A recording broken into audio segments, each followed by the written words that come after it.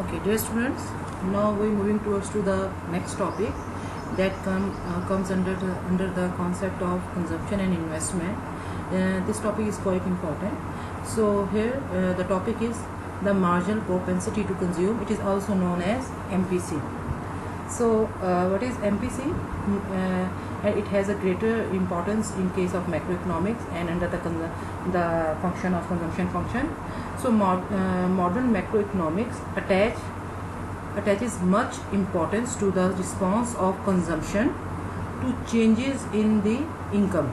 So what basically marginal propensity to consume going to look at is that how much your income, your consumption patterns change due to a change in your consumption or the additional consumption. So what does it mean by marginal? Marginal means additional. So in microeconomics, I'm sure you have heard the word of marginal utility. And so what does it mean by marginal utility in case of production function? You have heard the word of marginal production, marginal consumption. So basically this where in case of marginal utility you have seen that if you are going to consume a 1 unit of any good, by consuming the each unit there is increase in your utility or decrease in your utility. So in case of marginal propensity consume, here we are going to see that how your consumption patterns going to respond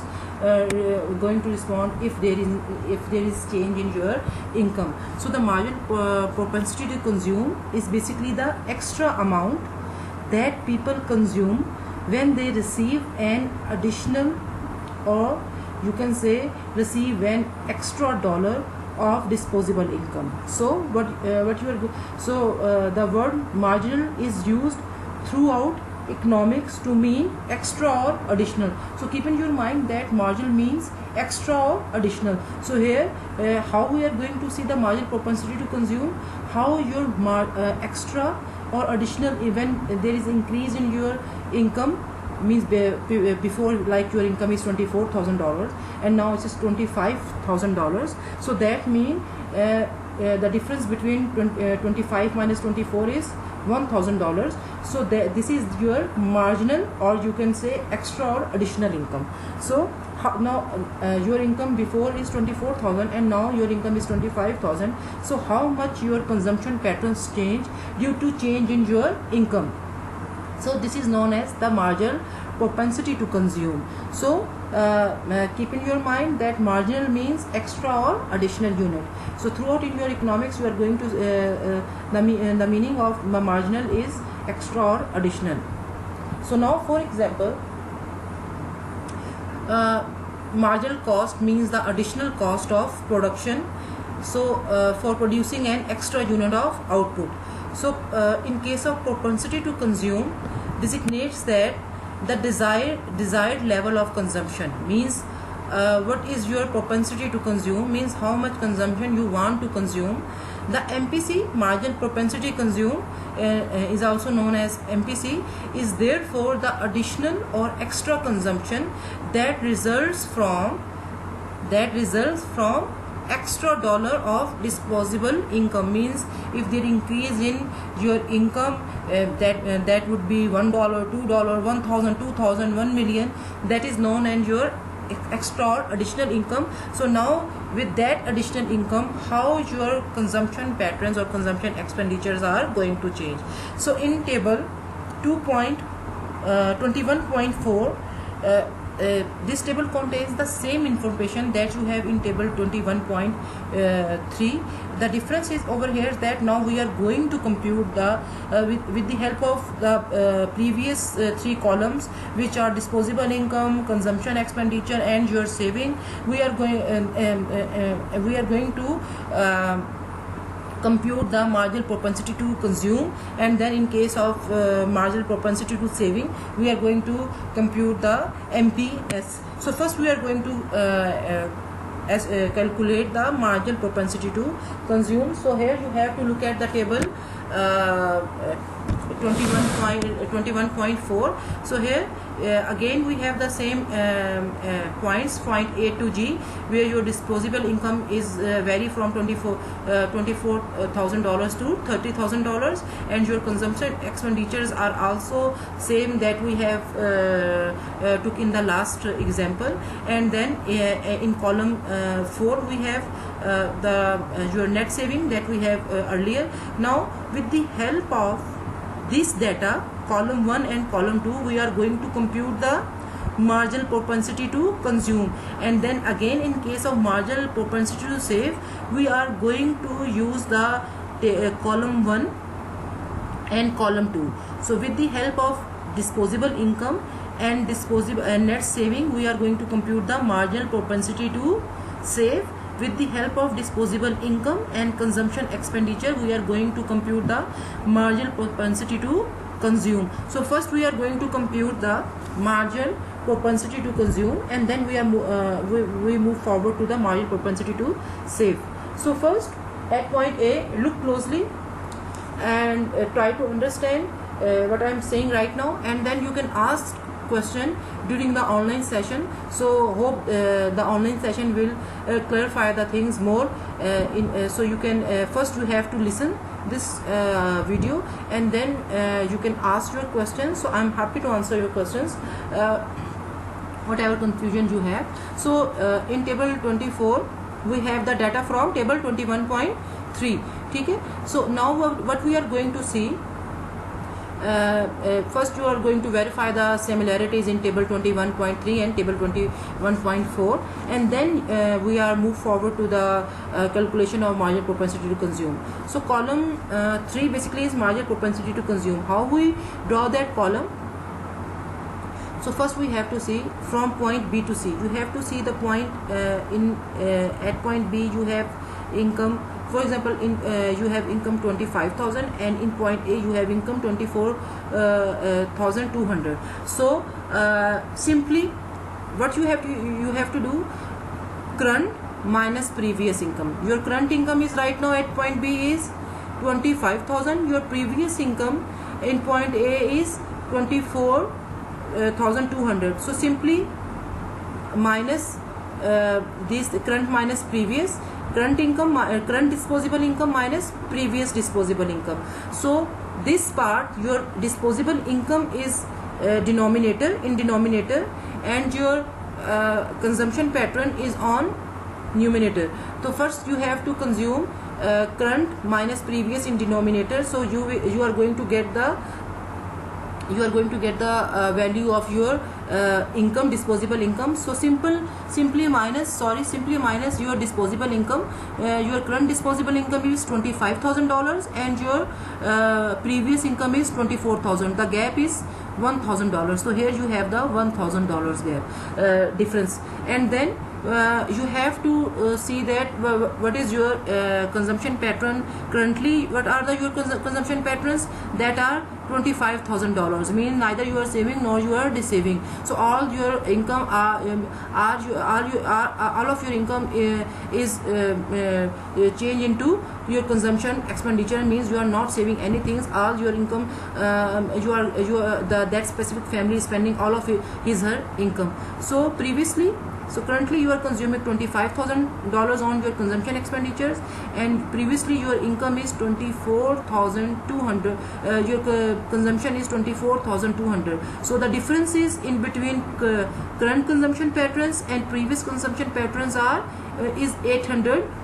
So simply now you are going to divide the $800 with your disposable income. You are going to get the value of 0.80.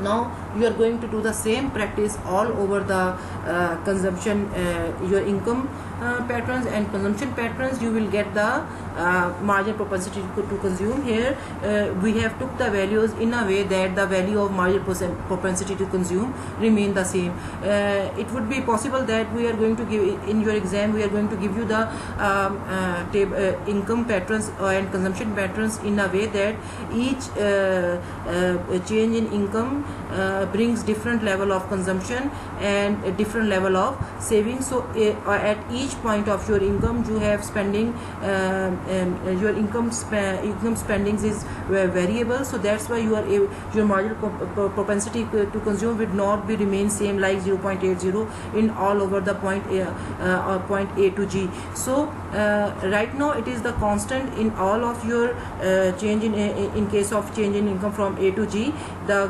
marginal propensity to consume is remains same. But in case of the example comes into your paper, it might be different on each level of your income, your consumption and in front of your consumption patterns, your marginal propensity to consume might be different. So here but right now you have the at each point of your change in your income and change in your consumption patterns, your marginal propensity to consume is 0.80. So now if you have any question bache, you can ask me during the online session. I'm requesting you again and again, because if you during the online session you have the benefit of one thing, that first you are going to listen the lecture, and then after that you have the recording. You are listening the similar lecture at many times at that much you want, and then you are going to draw the questions. Still you have a confusions, and that can be clarified during the online session. So here you have the now you can I'm hoping that you will understand the concept of marginal propensity to consume. Marginal propensity to consume, what is marginal propensity to consume? It is basically that if there is increase in your income, how which is your additional income, then how your consumption patterns change with that addition of your income. So now you have more resources, that means for sure you are going to purchase more number of goods. So and there might be a possibility that instead of spending more income on your consumption pattern, you are going to save all your extra your additional income into saving. So it depends, again it depends on the preference of the individual to individual, household to household.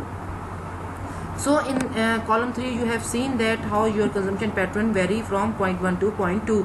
So now we are going to take one more example from point B to C. When income rises from point B to C by 1,000 units, going from $25,000 to $26, how much does your consumption rise? Consumption grows from $25,000 to $25,000 to which is $25,000 to $25,800. Previously, when your income is $25,000, your consumption is $25,000, and when at point C, when your income is $26,000, your consumption is $25,000 and $800. So that means your consumption is increased by $800. Okay, then now the extra consumption is therefore 0.80.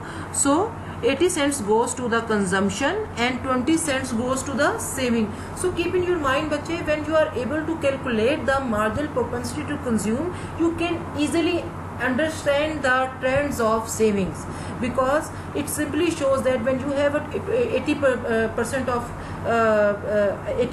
increase your income goes to the consumption patterns, so of course the leftover part goes to your saving. So this is your marginal propensity to consume. So here again I'm saying that this change in your marginal propensity to consume is constant, or we also it is also known as, in case of economic terminology, we saying that the trend shows the linear consumption function. So this trend shows the linear consumption function, means a constant change in the consumption function, which is 0.80 all over the point from A to G. So it is known as constant, or we can call it linear consumption function. Okay, so you can verify that MPC everywhere 0.80 when you are going to calculate the given values in this table. So again here now we move to the slope of consumption function. So now we are going to see that how the figures given in the table in the marginal propensity to consume schedule, how we are going to draw the graph with the help of that table. So here you can see that your disposable income is given in your horizontal axis and your consumption is given on your vertical axis. So to calculate the marginal propensity to consume, we measures the slope of the consumption function by forming a right triangle and relating the height to base. So बच्चे look closely over here. First, slope means change.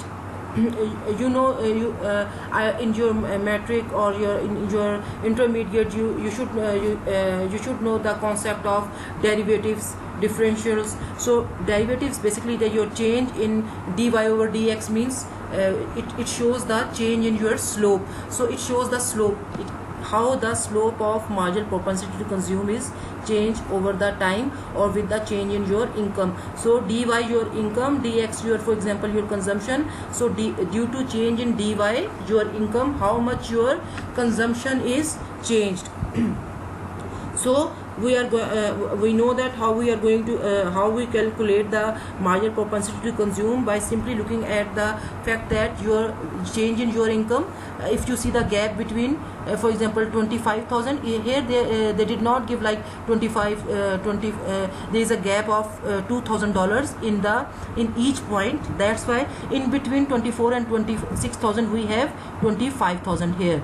Okay, so the your previous income, for example, is 24,000 and now your income is 26,000. The change is 26,000 that we showed by the horizontal line, and your change in your consumption pattern is $800 that is shown by vertical axis. So this is the slope. MPC basically reflect the slope. The change is 0.80.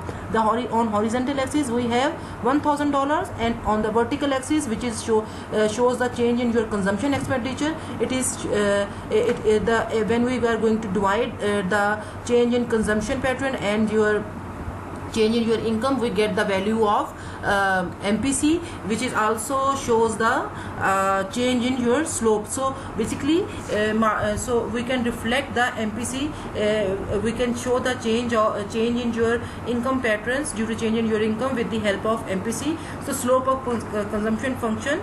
So MPC is the slope of consumption function. Slope of consumption function measures the change in consumption per dollar change in disposable income. Hope you are going to understand this concept. You can ask the similar you can ask as many questions as you can during the online session. And in case of marginal propensity to consume, this is your home assignment. You are going to do this by yourself, and during the online session I'm going to ask the question from you that how we are going to calculate the marginal propensity to consume. So this is the end of part 4 of this lecture. So the leftover part is now that we have the last part, which is the permanent income and life cycle model of consumption, that I'm going to discuss in the next video. So listen this lecture carefully and compute the marginal propensity to consume saved by your